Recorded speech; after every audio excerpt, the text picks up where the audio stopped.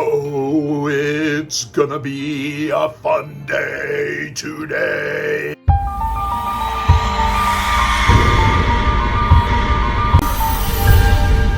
Hey everybody, it's good to see you. Welcome to Main Street Live. Whether you're watching at home or watching here in the chapel, it is good to be with you. As a matter of fact, today we have a lesson that's going to talk about floating eggs. We have a lesson from the Bible story about one guy who was kind and one guy who was not kind and the consequences. Oh my, oh my. And we're going to have a Jenga block challenge. No. Well,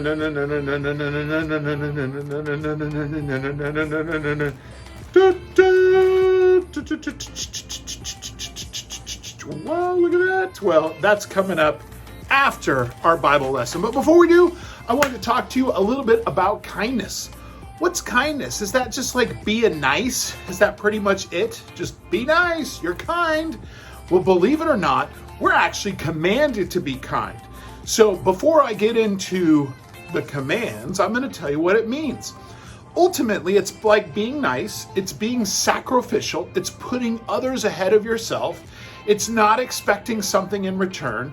And this is my favorite component. It's like you're actually getting excited to help someone else. So you're lifting them up and it gets you excited to help other people. And kindness is truly an amazing thing. You know, it's all over the Bible. Matter of fact, in the chapter that talks about love, 1 Corinthians 13, it says, love is patient, love is kind. In Ephesians 4:32, it says, be kind and compassionate. Our Bible verse song, Colossians 3:12, put on kindness. It is all over the place.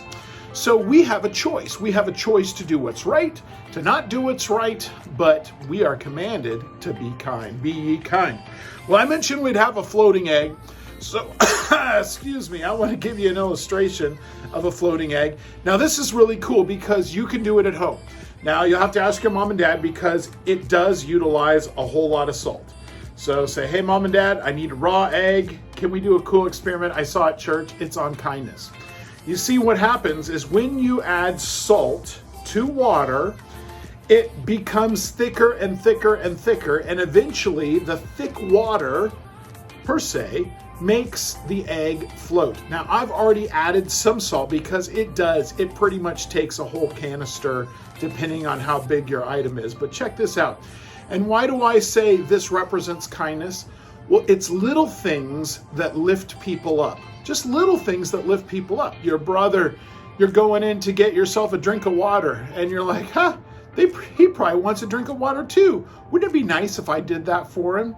Your mom didn't have time to clean something, and you're like, well, why didn't my mom clean that? Well, hey, maybe you could help her clean it. Fold laundry, put your laundry away.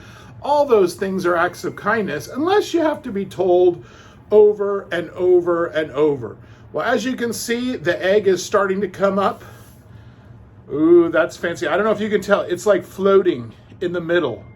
Floating in the middle. Because kindness is constantly being added. Check it out. Now it has come to the top. The very tip top. And that's because kindness lifts other people up. Are you able to lift other people up in your words, your actions, and deeds and not expect them to give you something back in return?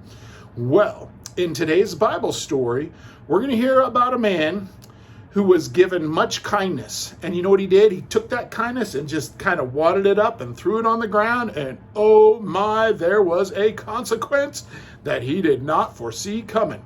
So with that, I need everyone to sit up straight wherever you're sitting and freeze until you hear the next part.